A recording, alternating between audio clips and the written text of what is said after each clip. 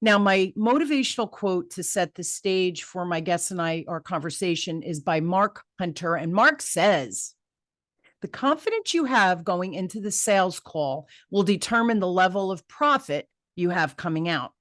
Now, being in sales for more decades than I'd like to admit, I've had my share of the prospecting woes, right? Sometimes I just didn't feel like prospecting, getting motivated to make the cold calls, or sometimes even just to do those follow up on my COI, my center of influence calls, or even more prospect calls to meet my revenue goals. And it's just not always easy. I get it. And my guest gets it as well. So during today's show, my guest and I, we're going to unpack the challenge of sales call reluctance and the emotional hesitation to prospect and promote. We'll dive into the top 5 of the 16 types of call reluctance and discuss the techniques to prospect confidently and consistently. After today's show, I hope, and my guest hopes, that you'll be inspired to get your ASK in gear. I love that, Connie. So who's this wonderful guest? Her name is also Connie. So she's an amazing person, of course. Connie Kadansky is an expert in combating sales call reluctance.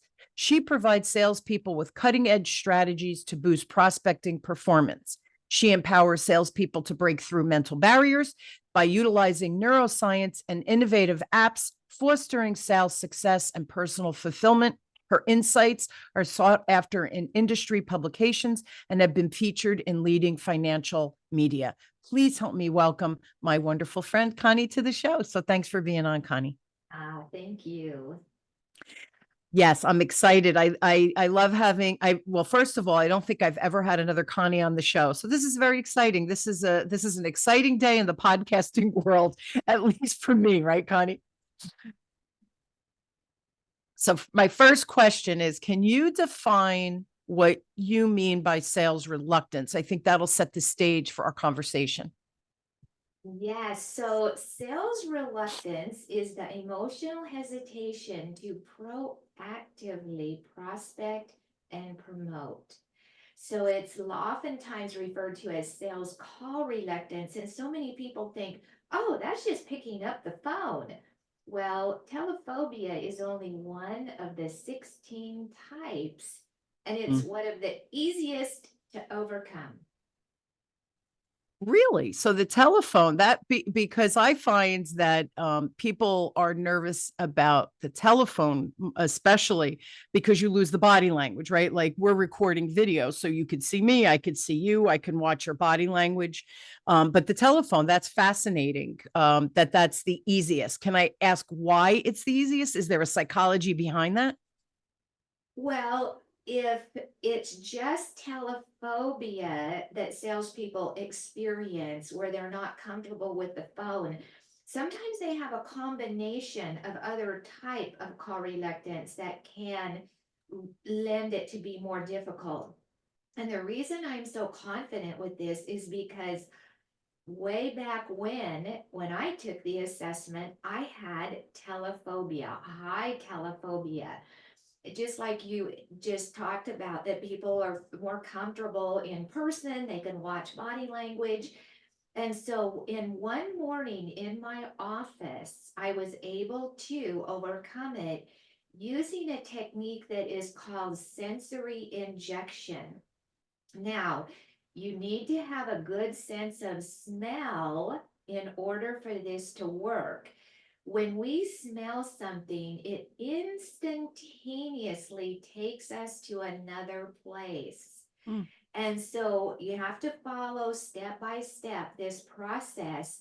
And in essence, it's using what I always encourage, an essential oil, that when you're ready to make that prospecting call and you just go, oh, you feel uncomfortable, feel dread, there's a lot of different things going on, is when you've done some prep work and you smell this particular scent, it interrupts that automatic feeling of dread and it takes you to another place. So, like I say, it has to be set up. You have to do a little prep work, and it works. So it's almost like changing the neuroplasticity in our brain, right? Now that we have this neuroscience knowledge that, when you and I started our career, what was neuroscience? I mean, it wasn't even a word or a thing. So now that we understand how the brain functions, we can get into the psychology, right, of what holds us back or what those fears are. So that's fascinating. I've heard that before about the sense of smell, that it can calm and have other different effects depending on what you're looking to achieve. But I love that. So we can, and again, I get what you're saying about their steps. It's everybody's listening and go, oh, great, I'm going to put some cinnamon oil in my diffuser. I'm good to go. That's not what we're talking about. There's probably that neuroplasticity of the brain that you have to almost do a little rewiring so the connection of the scent to the call becomes seamless, right? But then the confidence is there to make the call. Am I correct in my assumption there? Yes, you summarized that beautifully. And what happens is that you need to choose some scent that you don't have an affiliation with, and in so that you can totally have it as your prospecting scent. And I had a financial advisor that loved to golf. He actually found a scent that smelled like cut grass. Stop. I love that. That's awesome. And then another gentleman, had, he just had a lovely honeymoon in Hawaii, and so he chose sunscreen. I can I tell you, I do like the scent. I do like the scent of sunscreen, right? It's got that coconutty vibe to it, right? It smells fresh. It's that sun-kissed, dewy face that we have in the summer. That is freaking hysterical. Any other cool ones? Well, and what is so important now is to emphasize that car reluctance is a mental habit. It's learned. And a habit's worst enemy is to interrupt it when it's going on. And so by using our sense of smell, we're interrupting that negative habit, Yeah. that fearful, dreadful habit in the moment. And that's how is the neuroplasticity. I love it. Yeah, it's pattern interrupt, right? We all need it. If you're stuck in a definition of insanity, right, Connie? We do the same thing over and over, and we're expecting a different result. That's insane. So we know there has to be some kind of pattern interrupt to go from what we've been doing to something new. We just don't always. Here's where the glitch happens. We don't know what the something new is, and that's why we continue on the treadmill of nowhere, right? We go nowhere because we just keep taking the same pathway forward. What are some of the common patterns that you observe in salespeople who are experiencing this prospecting fear? And I know there's several other. We've just dug in a little bit with the telephone piece. And how do you approach these patterns? So if you could kind of give us, maybe a little more expansive view. Well, so the current reality is a lot of people hide, deny, and suppress this call reluctance. Hmm. And in 2019, there's an article in Harvard Business Review that 1 in 2 business to business sales people back then, and I think it's still true today, experience this call reluctance. So people, if they know that it's their prospecting day, it's on their calendar, they wake up with a little bit of blues. Not the Monday morning blues, the prospecting blues, and they Oh, dread it. They just are not comfortable with it. They procrastinate, they look through their list, they start making excuses why they don't need to. They decide it's time to call their mother. They think that maybe I better take my dog for a walk or and so just those patterns of distracting themselves mm, from something that's uncomfortable. And so that's the first time where people really need to recognize and vocalize what they're experiencing. And then it's the current reality. And then I always take people in my coaching session is describe how you want it to be. What would it be like to be able to? And then to really get them, because our success is only as I've got it is only as good as our mindset. I have a sure. cup here that says that.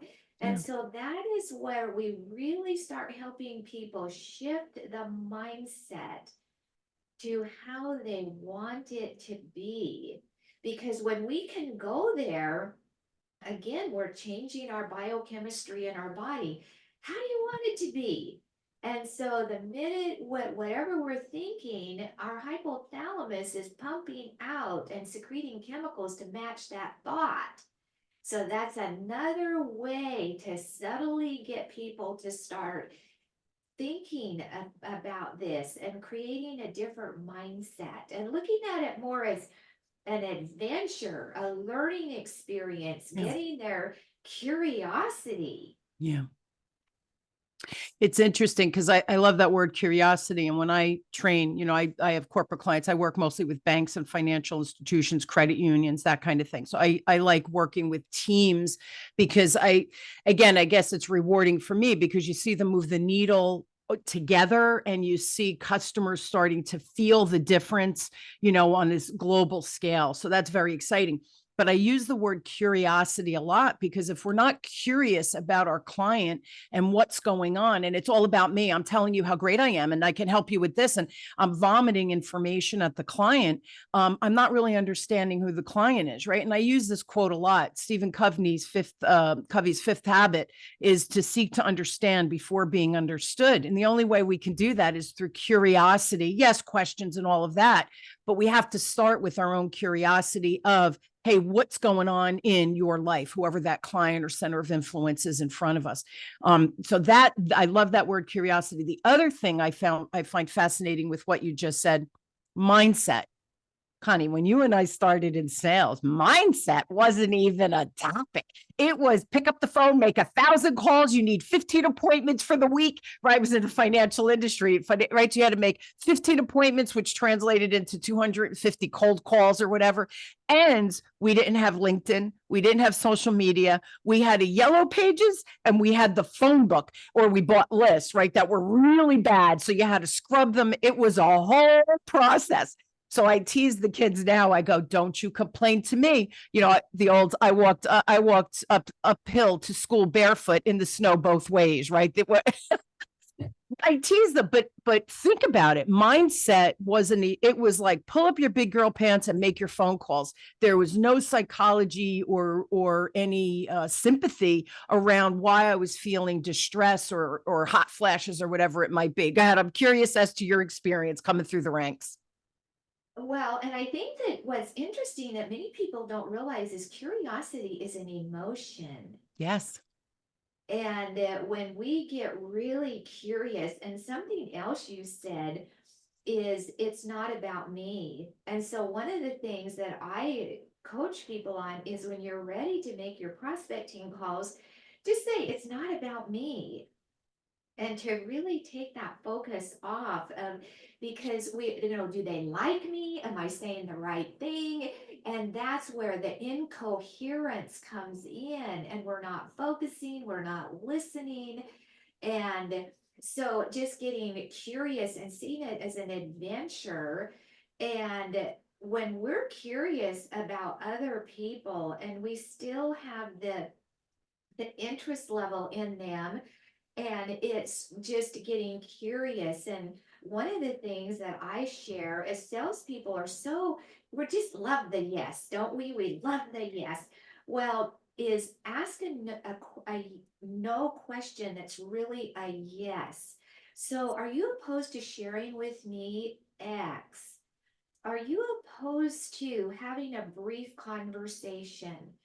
And what that does is it just really people, you ask them a yes question, what's your schedule like, so I can pop on by, and they're going, oh, what am I saying yes to? Oh, how much time is this salesperson going to take of Absolutely. mine? But when we make it light and have that tone of it, just changes everything. Absolutely. Absolutely. So two things as you were saying that. One of the things I teach right out of the gate, before you even start the questioning process, people know you have to ask questions, but subconsciously, just like we're having subconscious issues like you're talking about, like these mindset, concerns or apprehensions. Well, our clients are feeling the same thing, or potential clients, if they don't know us yet. So that curiosity, I always say, start your conversation by saying, listen, whatever they come in for, right? So in banking, they're coming in for cash management if they're a business, or checking account, whatever it is. So your response, I always say, is sure, I can help you with that. And then the next statement is, before we begin, I just need to ask you a whole bunch of questions. Then I could really understand your specific situation, and then I could customize the solution for you. And 99.9% of the time, the client goes, oh, what do you need to know? And it's funny because, people report back after trying this, Connie, and what happens, we put people, what I call, on an offensive posture, where they're like, oh, well, that makes sense. What's in it for me? You need to ask me questions so you can customize a solution that's going to work for me and my situation right here, right now. So you put the client in that, not in an adversarial stance of, oh, here it goes, they're going to push products on me, to one of, oh, they're curious, let me be curious back. Without saying that, that's what you're on the subconscious level, is what we do. And then I just want to share really quickly, using that, one of my new clients, we're about 6 weeks into my program, and she sent me this lovely email. She goes, it was like you were in my head. What would Connie do, right? And so a client came in, she sees him all the time, very formal, very standoffish. This bank happens to use predictive index. So we talked about, how do we look at the client's predictive index to understand how they need you to communicate with them, kind of like my communication style assessment. Anyway, she says, shout out to my Barb over there. She emailed me saying, this client who's very formal, you have to call him Mr. Whatever. He won't call her Barb. He calls her Barbara. She started to use, hey, before we begin, can I ask you some questions? They talked for an hour. She ended up selling 3 additional products. She said after 10 minutes, she knew what he needed and was ready to say, oh, I could fix that. Da, da, da, da. She said, but in her head was my voice saying, be curious, ask questions, be patient, slow your roll, like just slow down, enjoy the conversation. And before you know it, she made 3 sales and had to email me. She goes, holy crap, like this works. It's not, right, Connie, it's not brain surgery. It's being present. It's mindset. It's shifting our thoughts from pushing something, right, to I'm really just helping this client with, and then fill in the blank with whatever you're selling. So I love that. I love that word, curiosity and adventure. Adventure, experiment, same kind of vibe, right? We have to experiment different things to find what works for us, because it's not a one size fits all. Right? Well, and Connie, what is your definition of selling? So selling for me is, you have to come from a place of love, care, and respect. And it has to be about the client. It's never about us. To me, that's selling, love, care, and respect, showing up for that person with whatever your zone of genius is, however you can serve them. That really is how we sell. I don't know. What's yours? I'm curious. That's a great question. I agree with that. And also, selling is solving people's problem Amen. for a profit. Yeah. It's okay. Yeah. And so discovering what that problem is, what it means to them, what difference will it make when it's solved? And we have influence on people to help them shift their mindset That's right. around different things, That's right. their The- perspective. Yeah, there's a great show, a new show on called Tracker. And he calls himself a rewardist. So if you're missing a dog and you have a $5,000 reward, he'll go and find your dog. It's more serious. The show is more serious, where people are missing, they've been kidnapped, cult. One guy was in a cult. But here's the thing, at the end, he finds the person, or finds the answer to one, right? Somebody might have died or whatever, but he gets paid at the end. They hands him the check. And I said to my husband after watching one, I said, wow, how many salespeople are looking? Well, he should have done that for nothing, right? Finding someone. No, aren't you grateful that he was able to find your loved one that was missing or whatever, or trapped in on the side of the ledge? He should get paid. You were the one who offered the reward. Why shouldn't he accept that reward? We should get paid for whatever our zone of genius is. Because if you could do it and you didn't need me, then that's great. If you need me, I should get paid for that expertise. So I agree with that 100%. You mentioned your coaching. How do you personalize your coaching strategies so you accommodate the obviously different personalities, like we're talking about, as well as sales background? Like somebody who's new, maybe don't have as many bad habits. I don't know, or maybe worse habits. So how do you kind of customize that? Well, by using the diagnostic. And Mhm. so the sales call reluctance assessment is called the SPQ Gold. So it is very comprehensive and have people take that because sometimes people think they're experiencing call reluctance. And in reality, they have a deeper issue. For instance, they might not feel physically have enough gas in the gas tank to physically do the prospecting. So something could be going on there. Or they're just not personally connected to the product or the goal. And so it really flushes that out and then get a feel for them. And newer salespeople are actually my favorite because they haven't had all these different systems. And some of these big companies, and you may be aware of it, it used to be the joke is what flavor of the month is it this month?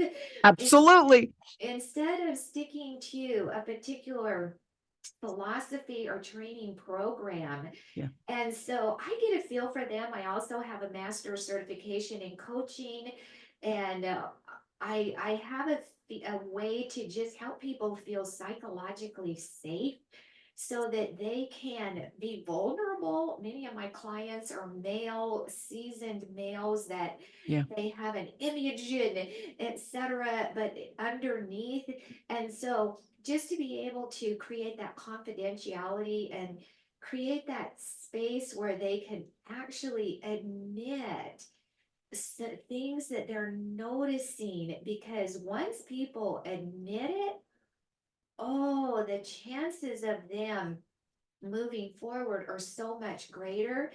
But it needs to be in a space where they're, they're gritting their teeth, but they're admitting it, but they're hearing it. Because one of the things that, as you already know, when it comes out of my mouth, they doubt it. When it comes out of their mouth, it's true. Yeah. And it's not only with coaching, it's also with prospects Yeah. that when they speak it, and it's true instead of us speaking it on their behalf. Absolutely.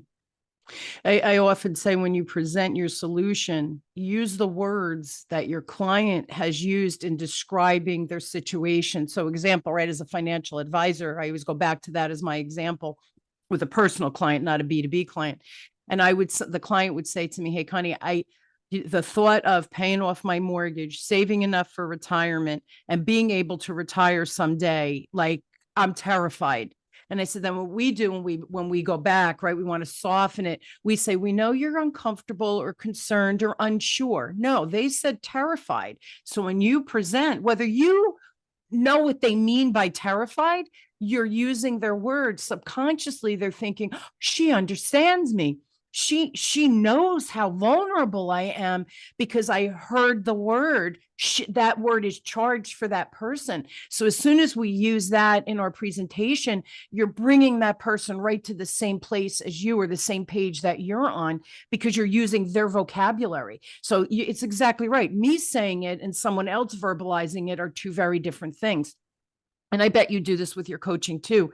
Somebody will ask me a question like, Connie, what would you do with XYZ situation?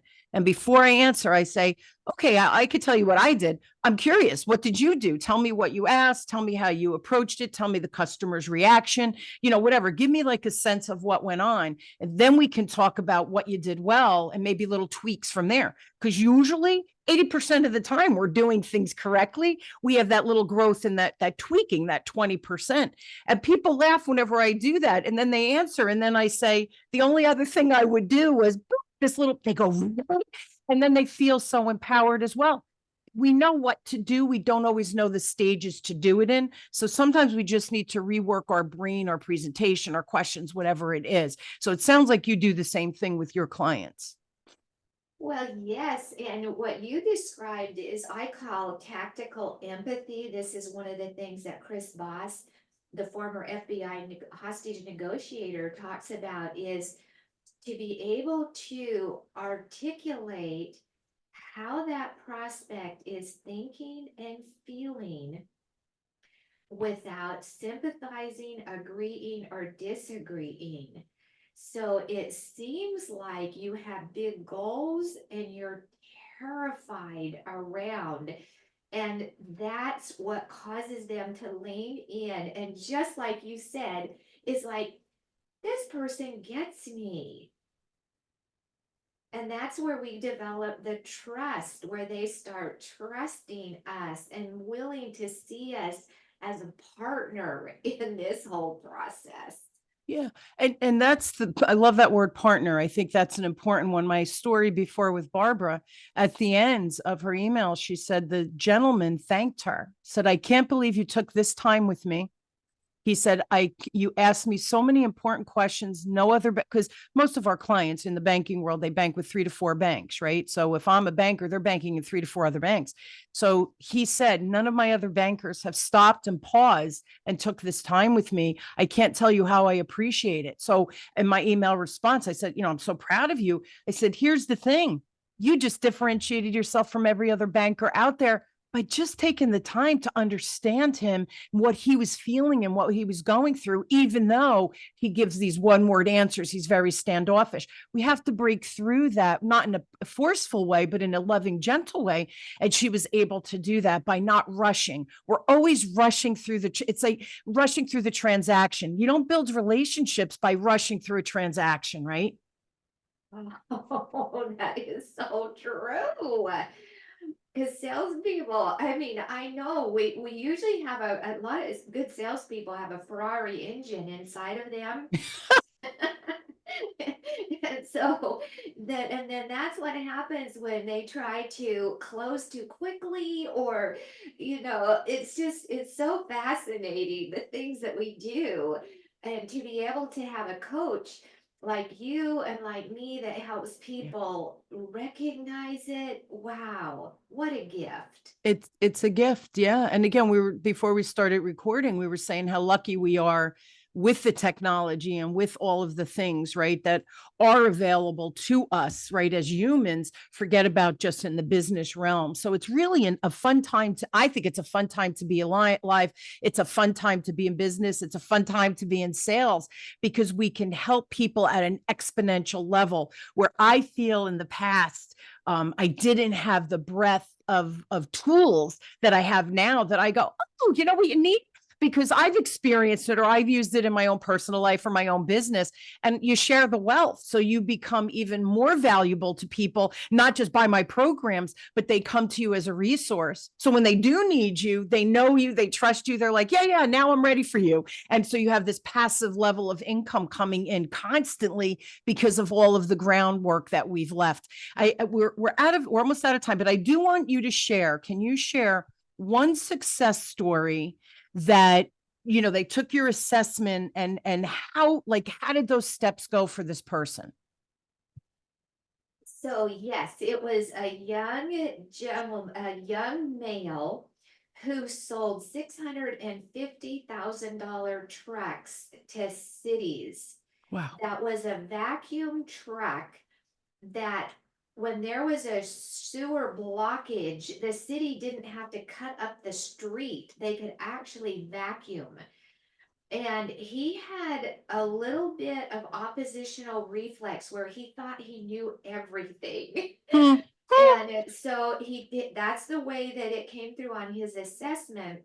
And also, he thought that he needed to prospect in person. And so think about the way that they sold that truck was a demo. And so getting this huge truck into a city where there were other, like a big city with a bunch of little suburbs around, was dream come true. He wasn't comfortable picking up the phone and saying, you know what, I'm going to be at XY city. Can we pop over and do a demo for your people? And so we had to really work on him to get him to know that picking up that phone and making a phone call and scripting was really important for him. And he was a friendly guy and role play. And so he got good at that so that he could go into a city instead of having just one demo, he could have 4 or 5 throughout a Awesome. couple days. Awesome. But it was definitely working on him on his coachability to realize that his thinking that he wasn't going to be able to get a phone call because he was charismatic, good looking young guy, friendly. He thought that he had to walk into a facility. Well, you can't do that anymore in the cities, right? Yes. So it took a little bit of coaching and also having him work with the app to really see where his negativity around this whole concept was really sabotaging, and it worked. And so he was able to, I mean, you said that you got an email from Barb and she's like, "Connie, this works." And he actually he actually sold a truck. Like he was so astounded that he just was like he couldn't believe it. So part of this is helping people believe they can do it, because sometimes you're not gonna believe it. So helping people to believe that it's possible. And one thing that I do, Connie, and maybe you already do this too, is people go, "I want to meet my sales goals. I want to have this."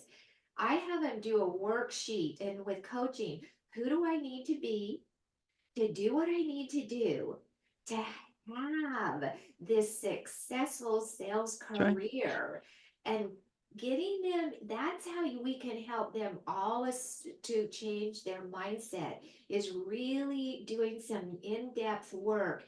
And you said, I can't stand superficiality. There's no superficiality when we take them to a deeper level. Yeah. And Connie, it's so true that if we can help people, I don't think everybody knows how to self-assess. It's hard, right? Unless you've been doing it, it's hard. So that's one of the things as I go through my training, I have them self-assess a lot of situations, and I tell them there's no right or wrong answer, there's no good or bad, and there's no judgment on my part. If I don't understand what's going on in your head, I can't help you. I know what's going on in my head, and it's a scary place to be, by the way, right? But I don't know what's going on in your head. So by us giving these tools, templates, ideas, use the word script. And I like how you said he wrote the script, how he would say it. You role played it so he locked and loaded what his script is, because nobody should speak like you and I. We have to help them find their voice. And that too, when they realize like he's charismatic and all these things. So he thought, well, I have to show up. Well, you can portray that on the telephone as well. You just need a little of your own scripting, your own verbiage that's going to work and land for that client. So these tools are out there now. We just have to share them, right? And help people find their inner greatness, because we're all great. We just need to help them bring it to the surface through these mindset, shifts and all these other things that we now have available to us. Couple of things. Listen, guys, we're out of time, but Connie's brilliant, as you can see, because we're Connie squared here, and you just got a double dose of brilliance, by the way. But go to Connie's website. It's now I can't talk, exceptionalsalesplural.com. If you have a question for Connie directly, it's Connie at exceptionalsales.com. And of course, she has a free gift for us. Can you tell everybody? I'll put the link in the show notes, Connie, because it's a little lengthy, but can you tell everybody what they'll get with that link? Yes, so you can take a prospecting EKG, it's on time.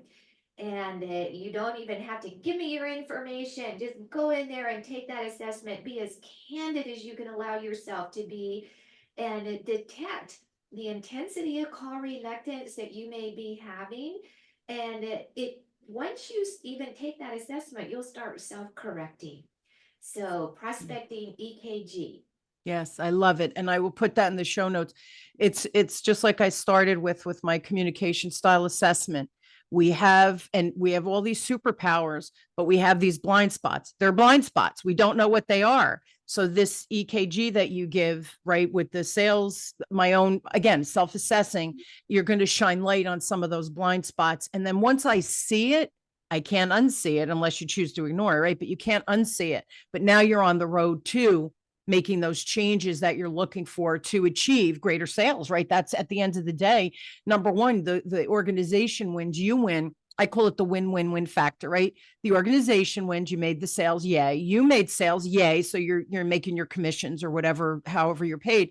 But the client is winning because they need you. You're not just selling crap to make your budget. You're selling it because there's a need there. So that's the win-win-win factor. And I think that your assessment will help with that. Your quiz will help people kind of self-diagnose. Please, guys, reach out. Connie is absolutely a delight. You've met her here. She's awesome sauce, man. So please take the quiz. Can they leave if they want to get on your email list so that they can see your Sure, posts and yeah. articles? If they can give their email as well to get connected with you, even if it's passively. Well, and on my website, I have an opt-in, and you can opt into a report there, and then also, yeah, then just if you want to get on my email, my newsletter list, connect with me on LinkedIn, Beautiful. because LinkedIn is an amazing place, and I post there once a week. That's beautiful. Thank you so much. There's information. Connie's here to help. Please, please connect with her. You never know. You never know what article she writes or what post she makes that you think, oh, she's talking to me. So get on the list, because again, it's a blind spot. If you're not on her list, you're never going to see that post. Connie, you're a delight. Thank you. Thank you for being on. I think philosophically, you and I believe sales is the same thing, and we're helping people change their sales game from that icky vibe to, no, we are coming from a place of love and service and care, curiosity, right? All of these things we talked about. It starts with us. So that's the other, not about the prospect. It's about you, salespeople. So it really does start with us. So thank you. Thank you for coming on and Thank you. sharing just your brilliance. I so appreciate you. Thanks, Connie. I love our time together. Thank you. And I hope you will join me weekly as we question, build, and discover, no matter where we are, where you are in changing your sales game. Connie and I, we've got your back. You should be reaching out to us. That's all I'm saying. And seriously, guys, I thank you for tuning in to Changing the Sales Game with me, your host, Connie Whitman, on webtalkradio.com. My guests and I really do want you to change your life, change your sales game, and just make more money, serve bigger, serve better. It's easier than you think. I hope that today's show provided some insight and inspiration for you to make your change. Take that quiz, take that EKG quiz. Am I saying that right, Connie? EKG? Yes. EKG quiz, so that you can see your blind spots. I think that's a beautiful first action step for you to take. Information's a beautiful thing. If you do nothing with it, it's information in your brain, not really going to do much for you. Take that EKG quiz, and I promise you, magic happens on the back end. Shine that light. I love you all. Thank you for tuning in. Thank you again, Connie. I'll see you all next week. Have a great week filled with inspiration and love. I love you guys. Have a great one. Hello, everybody. My name is Connie Kadansky. I help salespeople get their ass in gear. And I just recorded a show with Connie Whitman on changing the sales game. And I am so excited about the conversation that we had around sales call reluctance, prospecting, and just getting real and getting out of the way. And it's not about you, and to be able to serve our prospects and our clients. And yes, sales is an exciting Gabe. game. We're both Connie, so we can finish each other's sentence. That's all I'm saying, right? Are you good? Do you want me to re-record that? No, that was great. You're so funny. I love it. And I'll have my editor edit this, my producer edit it, but I just want to add one more thing. So did you want to add anything else? No. Okay. And just so you guys know, that was one of the more fun conversations I've had about sales lately. And the psychology of sales is so critical to our success. Please listen and enjoy. And Connie has a beautiful gift at the end for all of you. It's a really fun self-assessment, but trust me, it'll help you move your needle today. So take it, enjoy. And Connie, thanks again for being a great guest. Tune in, everybody.